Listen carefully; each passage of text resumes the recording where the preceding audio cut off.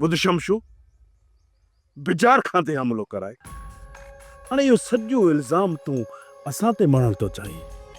यार अफ़सोस आहे तोखे त कुझु थिए बि कोन थो। हैफ़ त तोते अचणु घुरिजे यार। ॾाढी नंढी सोच रखी अथई मुंहिंजे लाइ।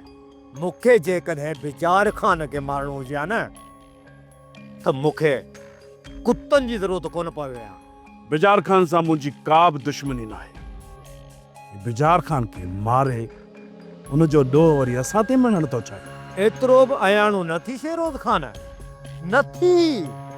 तूं त सभु ॼाणी थो।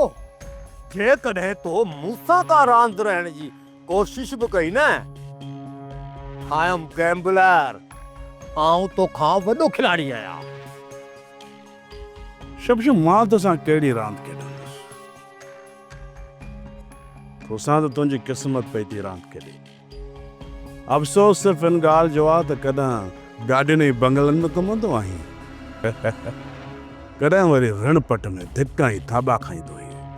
इहो त वक़्तु ॿुधाईंदो त क़िस्मत कंहिंसां थी रांदि खेॾे।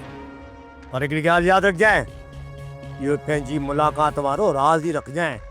कंहिंसां ॻाल्हि न कजांइ, ख़ासि तौर सां पिणे सां न कजांइ, खान बहादुर सां न कजांइ। शमशू तुंहिंजी हेतिरी हिसत ऐं औकात आहे किथे जो मां तुंहिंजी ॻाल्हि वञी बाबा साईं सां करां? सुञाणा थो तोखे त तुंहिंजी हैसियत छा आहे।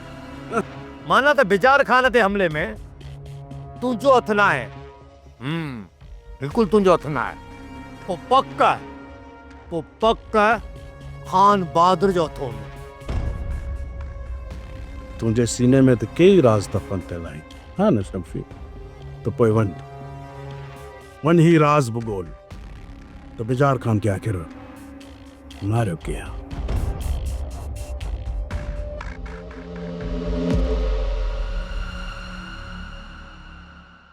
सब्सक्राइब कयो असांजो official YouTube channel Singh TV HD drama ऐं वधीक अपडेट लाइ बेल आइकन खे क्लिक करियो।